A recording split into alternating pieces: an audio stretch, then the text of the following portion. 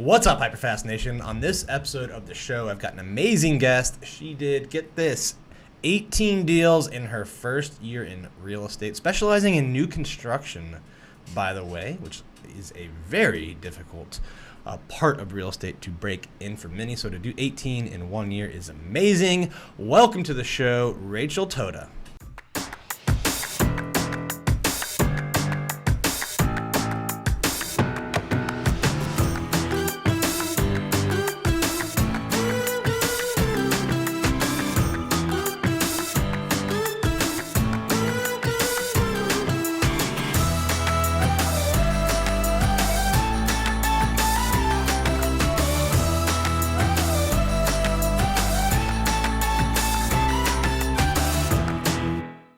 Welcome, Rachel. How are you doing today? I'm doing great. Thanks for having me. Yeah, so amazing first year, 18 deals. How'd you do it? It's been an incredible year. I credit all of it to just staying grounded in my faith, connecting with my family, and then just really pressing into just amazing people on this team for whenever I need help. Mm-hmm. So that's, okay, so grounded in your faith, connected to family. Mm-hmm.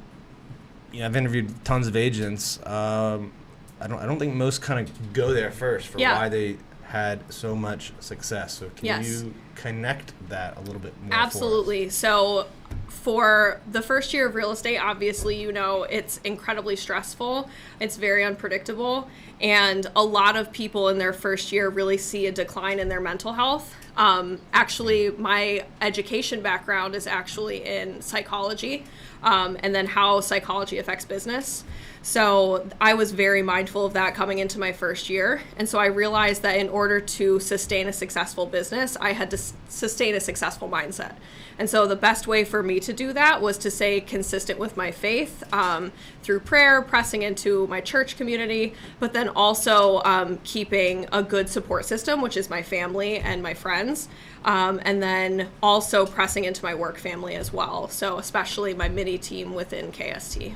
So you had the spiritual connections, the family connections, and really real estate can cause declines in mental health. Not just your first year, really. Yeah, in at every any time. year, right? I don't think it. I don't think it necessarily goes away. It can be stressful, for sure, for the clients, and then they bring that to you, right? Yeah. So I think a lot of it is just the unpredictability, especially when you're first starting out. I actually wasn't from the DC metro area originally, so my sphere of influence wasn't something that I naturally built just over living in an area over years of time. So where most agents are able to very easily tap into who they know in their community, who they've grown up with, their friends.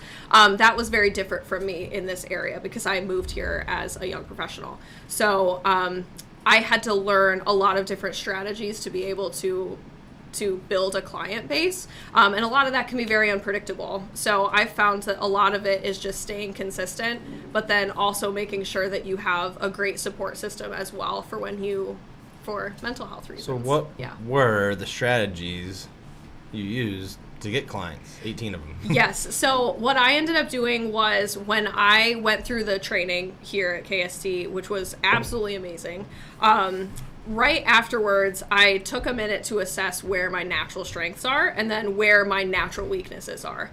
My natural strengths are talking to people one-on-one in person. That's a huge strength of mine. So I knew that right out the gate, I really needed to rely heavily on that while I was building up areas where I'm maybe not the best. So talking over the phone, for some reason, I'm not the best at. And then also a lot of technical like data prospecting as well. That's not something I'm the best at either.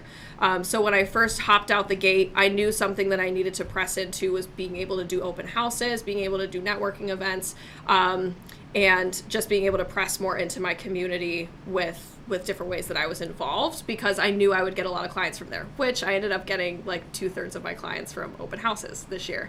How did you do that or figure out how to do that at open houses? Yeah, I have always had just a natural ability to just talk to people and connect with them. It brings me joy.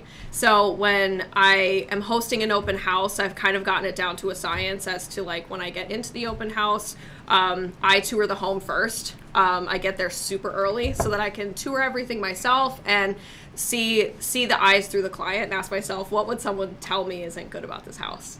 So that then I could try to problem solve before people even walk in the door.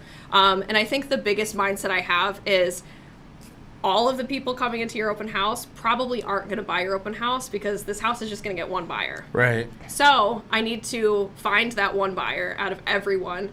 But then I also need to create a space where people feel welcomed into my business and they feel confident in my ability to help and support them moving forward. Not to sell them something, but feel welcomed into my business and welcomed into the support that I could provide them.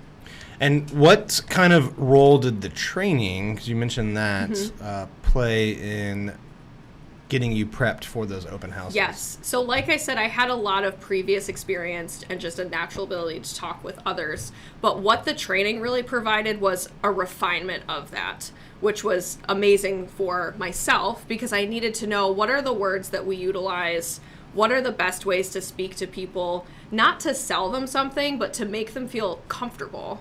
Because oftentimes your intention with what you're saying, it could be totally different than what someone's perceiving. So you can think that you're creating a welcoming environment, but someone else might feel that you're trying to sell them something. So for myself, coming out of training, what Keri crafted was how do we utilize our speech and communication and body language in these moments to create welcoming spaces for clients so that they trust you and then you can take them all the way through the process of buying their next home.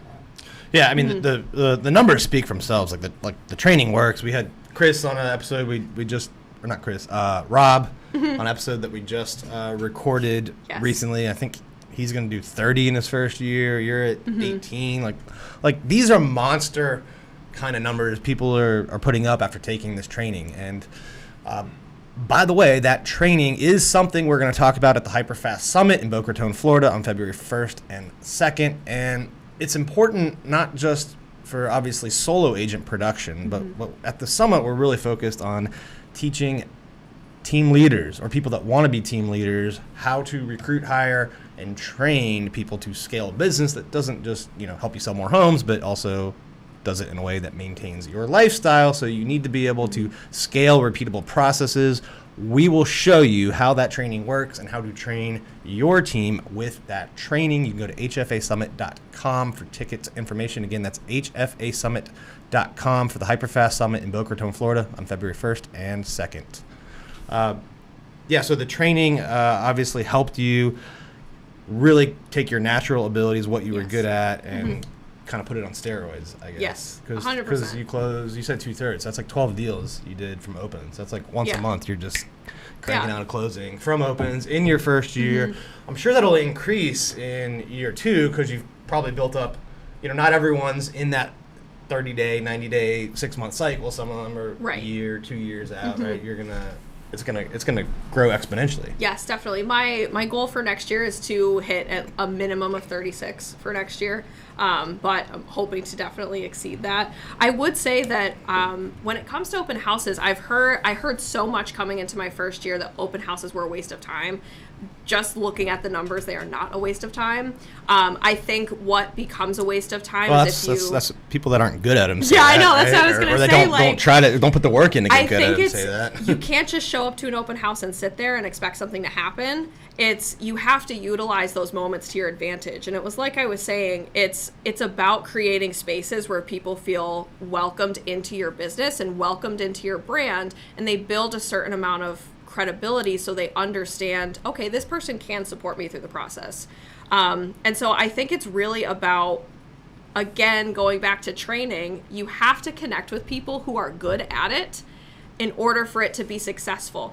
Even from agents right when I ended training, they were like, open houses, you'll get some good leads. You'll never sell the open house that you're in. I sold the open house I was in 3 times this year. Oh, wow. Like I sold the house like 3 times this year, and some of them had agents already, and they decided to work with me after only knowing me for 20 minutes. Wow.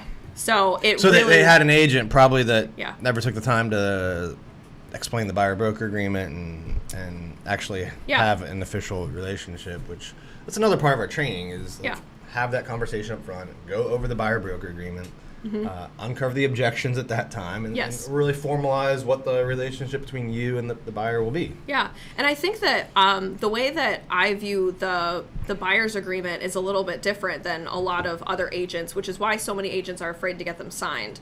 If you really read through, it's a great protection to your buyers. So that's why I take it so seriously. It's not a protection for myself or a protection for my income. That's a tool that it could be used for.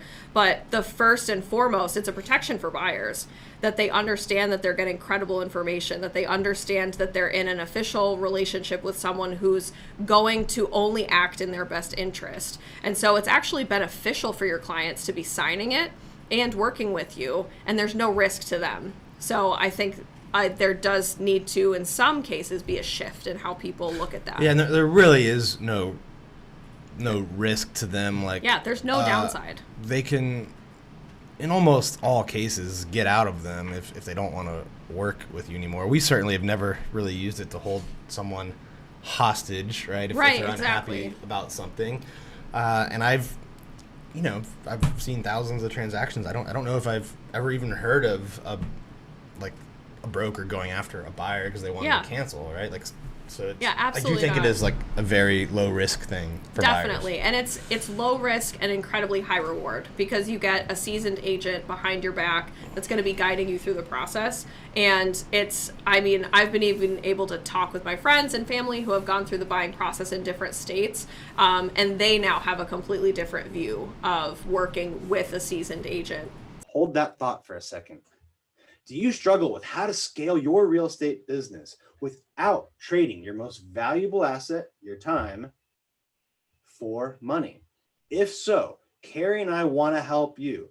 Since March of 2020, we have doubled our sales and tripled our profit. And we want to help you grow your real estate business in a smart way at the HyperFast Summit in Boca Raton, Florida on February 1st and 2nd, 2022. We're bringing together top real estate leaders to help agents from all over the world. Go to hfasummit.com for tickets. Again, that's hfasummit.com for tickets.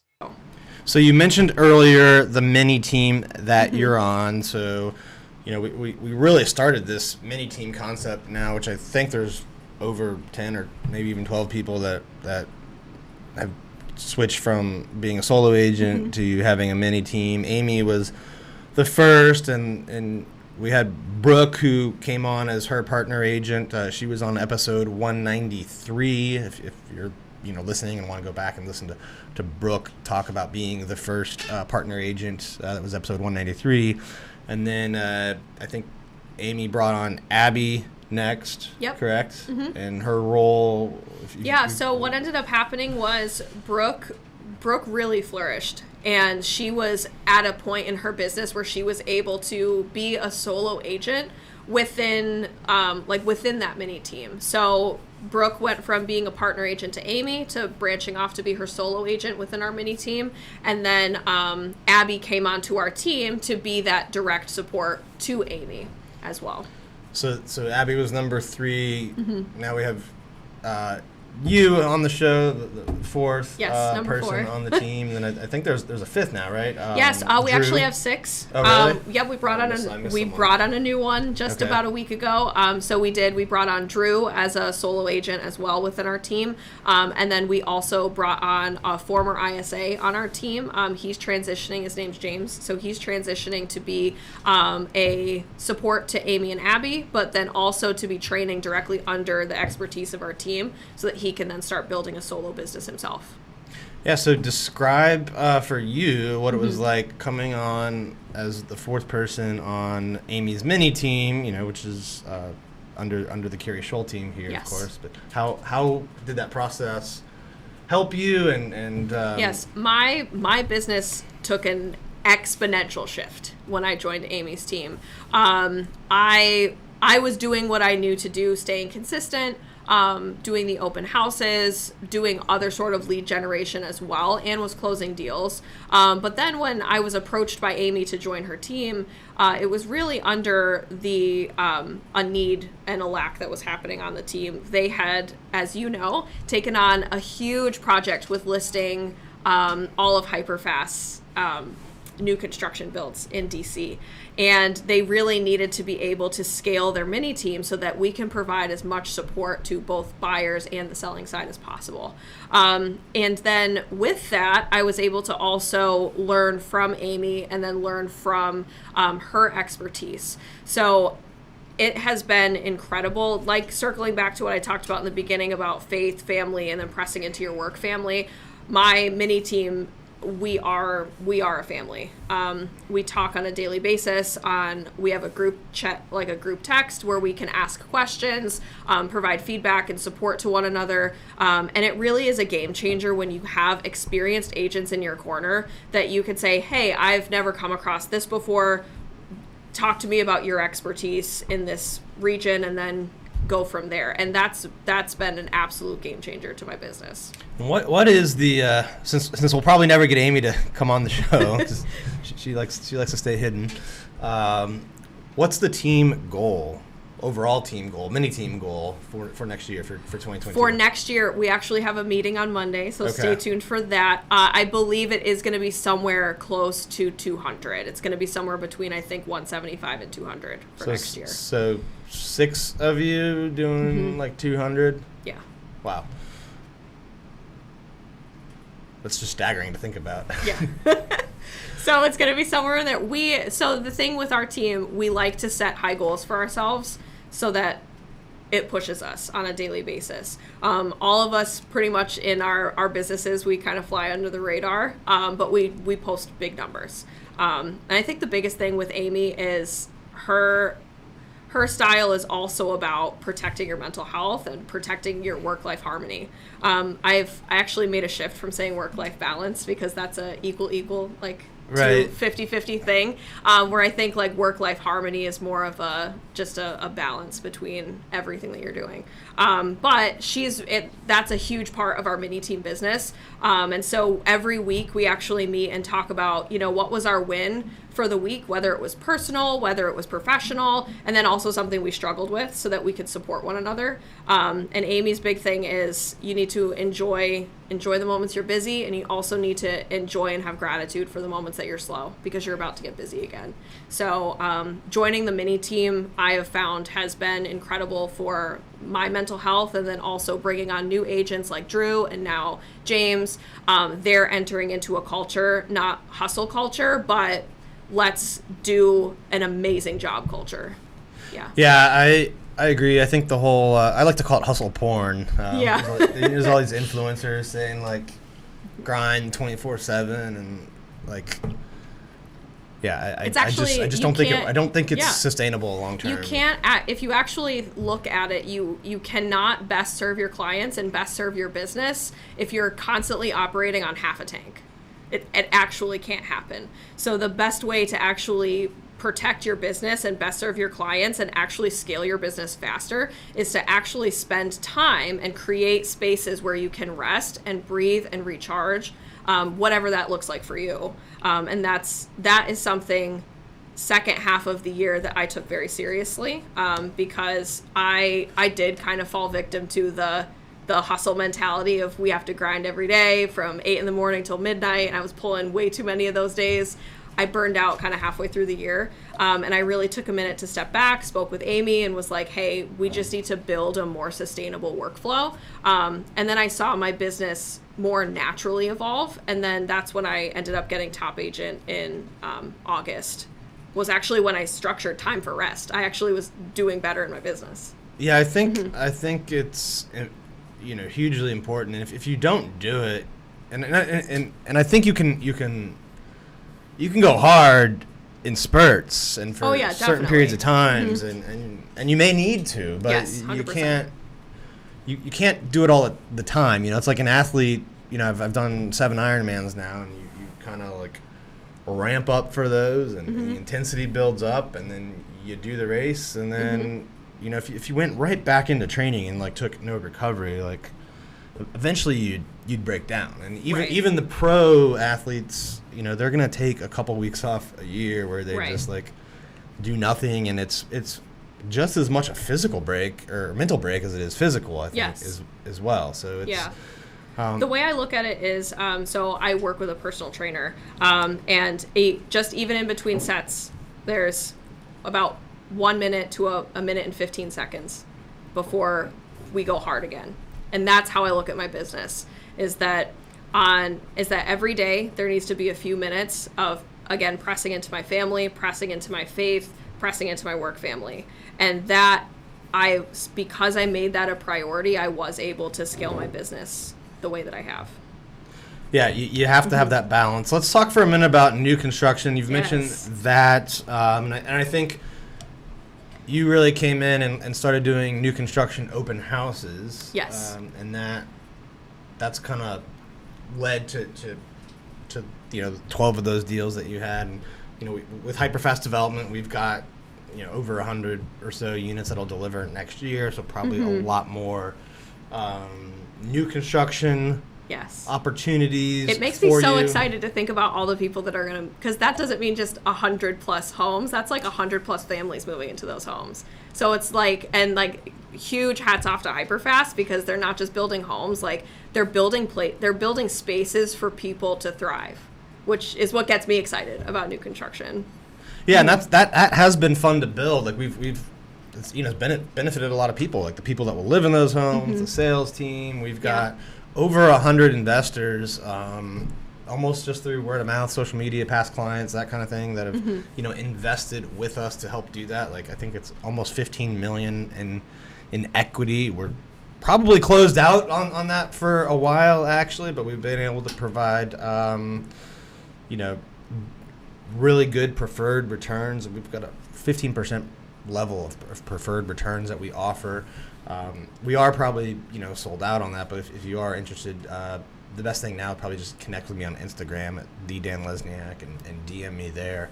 But that has been just fun to see the ripple effects of it. It's like you get the money from the bank, raise money from investors. Now you've got construction crews that have work, project managers that have work, real estate team that has more homes to sell, families that are going to be moving in there. Yeah.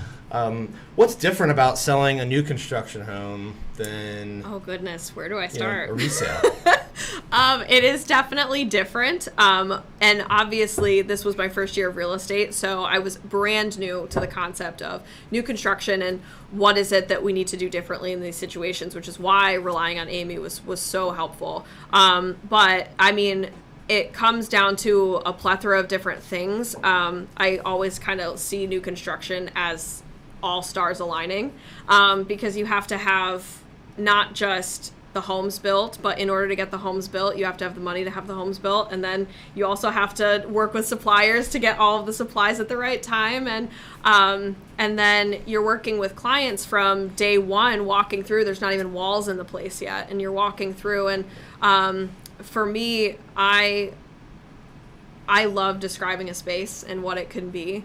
So that's what one of my favorite parts is, walking through a building where there's no walls, there's nothing, it's just studs, and then just talking to them about the vision of what this will be and getting them excited. But there are some that's things, a harder sale. It's definitely harder. Like you're there's not nothing selling there. What's there. You're selling them on an idea. What's there plus a vision. Right. Yeah. Or a piece of paper. Because you're walking into these places and it's sawdust and cords and wood, and you have to convey the excitement that the architect had when he was building these plans. And they can't see it. And most people, I have learned, are not visual people. No. So I'm walking into homes and I'm like, you have to be very physical in how you show people spaces. So that's actually when I've started leading training. We've gone over how to do open houses or just what we do during showings. I've talked about you have to get physical in the spaces and talk loudly with your body language to show people how the spaces are going to be filled. But I mean, even post construction, you'd think that's where it ended, but then there has to be city permitting and there has to be different things. So all these different pieces have to align, and then it's a huge push and everyone gets to the closing table at the same time, especially like with HyperFast, we're developing buildings. So it works a little bit different, but it's been very exciting and I really enjoy it. Hey, hold that thought for a minute. Do you have a client that needs to buy or sell a home in the DMV area? Then why not trust the highest selling team in the DMV? the Keri Shull Team.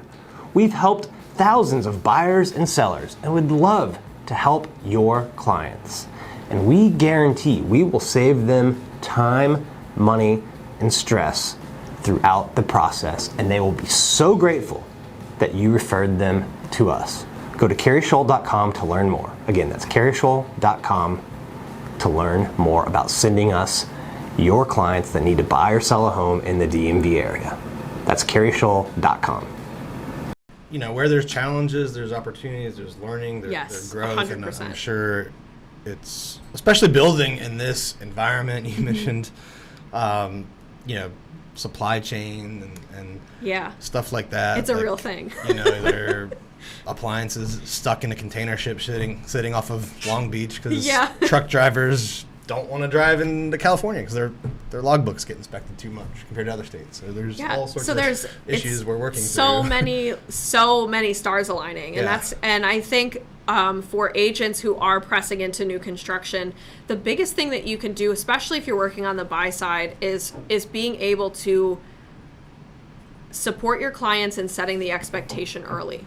So when you are going through those initial walkthroughs, being able to, yes, get them excited for the space, get them excited for what's to come in their home that they will be moving into, but you also have to set healthy expectations that, you know, it's not a machine that's building this house. These are human beings. There's human beings that are dealing with supply chain. There's human beings in the city that are dealing with permitting. So if this is the right home for you, which I believe it is, we need to have a certain amount of patience and resilience through this process as well. And I think that setting that expectation ahead of time is what's going to make you more successful in selling new construction, because then you're not backtracking and halfway through the process when maybe something gets delayed or something happens or a hiccup occurs, you're not backtracking. So, and trying to say, oh, well, like this just happens, or if you're honest and supporting by setting the expectation ahead of time, it's going to be a smoother transaction down the road.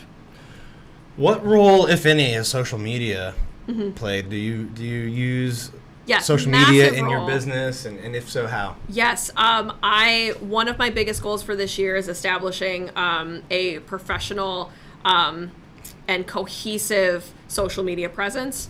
And so I think, I utilize my social media on a daily basis, not because, again, it's a natural thing that I love doing, but I see the huge benefit in how I can benefit my clients and benefit my community by utilizing it. So I took a lot of time to design content that I can utilize repeatedly throughout the year, get on a great posting schedule. And then also I polled my followers and said, what is it that you want to see? Do you want to see more professional content of home tours and ratifications and all of this stuff? Or do you want to see more of my life? And it was, I think it was like 98% said, we want to see your personal life. Yeah.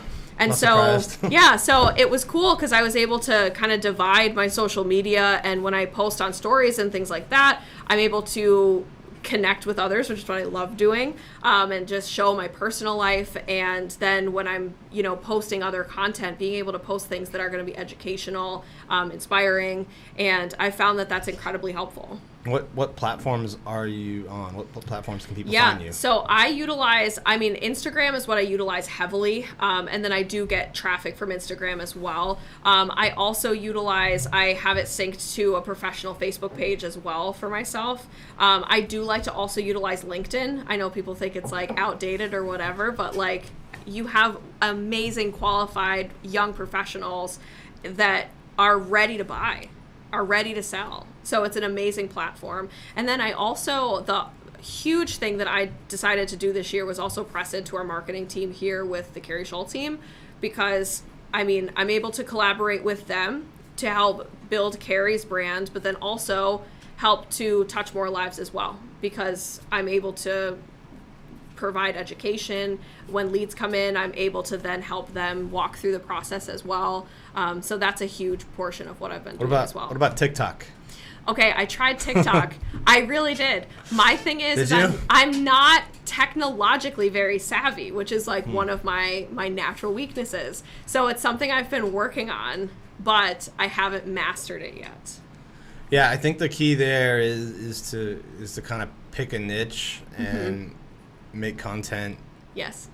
just in that niche. Definitely. That's what I found. I feel like with Instagram, they want to see you more holistically, Right. and they want to see your business, they want to see your professional life, they want to hear everything. But with TikTok, I feel that the way that you scale on TikTok is you have to have a thing, and it has to be very pinpointed and very specific, and you can't deviate. Yeah, like probably with the access to all the new construction condos you have in DC, like if you were just like the DC new construction Right. person, It's a great idea. on TikTok, making 3, 4, 5 reels a day, 15, 30-second type videos. Yeah. I could see that blowing up. It's just the organic reach on there far surpasses Yes. 100%. any of the other platforms, and Yeah, and I've and done a lot I of think that'll research on it change. too, yeah. I think they will continue to throttle it down. There's more and more advertisers on there now, so I don't know if that organic reach will last forever. But it's insane. Like one of my videos, this is back when I had less than 100,000 followers. I think we just crossed 300 there on that platform. But one of the videos I did with Elisa. Yes. Got like 5.9 million views, and that's just not possible on like Instagram or YouTube typically, Right. Unless you have like a massive Exactly. following. Like Exactly. if you're like a Kardashian, you can do that, but if you're not, good luck. But on TikTok, you can you can have almost no followers, and your first video goes viral, right? Or some video you do goes viral, and millions of people. It's view incredible if you look through the data on what TikTok has done over, from when the platform was created until now, and then how professionals have been able to leverage that platform. It's absolutely incredible. So you'll probably just have to do a tutorial with me on how to make TikTok stand. Yeah, the video editing platform on there, I think is like better than Instagram's on the Reels side. It's probably a lot easier to use than Adobe, or I don't know what video platforms do you guys use? Adobe, yeah. Premiere, And Premiere, yeah. So it's way easier than that stuff. They've built a pretty good video platform, and they're always kind of testing, rolling out new features. Like at first it was 15 seconds, then it went to a minute. Now I think some people can do 3 or maybe even more, and they've incorporated the lives on there now. Yes. So it's overall pretty cool platform, and I more and more people are using it, but I still think it's kind of in the earlier stages. I agree. I think it is. Like if you do go on, you will notice that there are like slightly more ads like second half of the year. I've noticed Right. it's picked up a little bit, but I mean, almost the entire majority of it is still just individuals making content. And I think what's really important too, especially as agents, I mean, whatever field you're in, but especially as agents, that again, circling back to protecting your mental health during this job, is that I think it's just a perspective shift, that utilizing social media is not always about just you have to share your wins and you have to be perfect, and it's not comparison culture. But if you look at posting content as I'm serving my community and I'm helping to touch lives, it's going to motivate you to do it more, and it's also going to protect your mental health because you're not going to subject yourself to comparison. You're going to then celebrate your colleagues or celebrate people on other teams that are finding successes as well. And so that's what I have found has kind of protected people's mental health during this time, is just a shifted perspective before we post. Well, this has been great. Really enjoyed our talk today, and just Yeah, same hearing here. your story and really like how you had this harmony, as you like to call it, work-life harmony, protecting your mental health while doing 18 deals in your first year. Before we wrap up, I always like to end with a HyperFast round if you're ready for some rapid-fire questions and answers. Oh, yeah, Cool. absolutely. All right, you look ready. I'm so ready. What's born your ready. biggest piece of advice to a new real estate agent? Biggest piece of advice, press into people that know way more than you do. What is the most common mistake you see experienced real estate agents make? Getting comfortable. What's your what's been the biggest challenge for you in your first year in real estate? How'd you overcome it? Biggest challenge in real estate was building my own sphere of influence clients. A way that I overcame that was being able to connect with the clients I was working with in such a way that they were then referring me, their friends, their family in the area. When you're not selling homes, what are you doing for fun? Oh my gosh. I love to go to the farmer's market. Anyone who watches my social media knows every Saturday you will find me at the farmer's market. I love cooking, so I'm very big about sustainable agriculture and also then being able to cook with sustainable produce. All right, last question. Where do you see yourself 5 years from now? 5 years from now, I would love to have a family and then also be able to build something for that family as well. And just enjoying my life, same as now, except even better. Awesome. Well, I look forward to watching that happen. If people want to connect with you, have questions about buying or selling a home, how should they do that? Yes. So best way to do that is either send me a direct text to area code 570-536-4218, or you can connect with me on Instagram at Toda Real Estate, and that's TODA Real Estate. And you can connect with me on LinkedIn also at Rachel Toda. So it's just Toda Real Estate. Toda Real Estate. No underscore. No. Thank you. Just Toda Real Estate. I always think that's annoying when people. Yeah, why put the divide it up? underscore. It's like three keys that you have to hit to get the underscore. Yeah, to just make it actually simple. work. Toda Real Estate. All right, well, connect with Rachel. Thank you so much, everyone who listened, tuned in to this show. Please leave us some feedback, comments, share this episode with people that you think could benefit. We'll see you next time. Thank you for tuning in to this episode of the HyperFast Show. Subscribe to us if you want to make sure you get the latest and greatest HyperFast shows. And remember, we love reviews. Reviews help us bring better and better guests and improve our shows. So give us the good, the bad, and the ugly. We hope you enjoyed the show, and we will see you next time.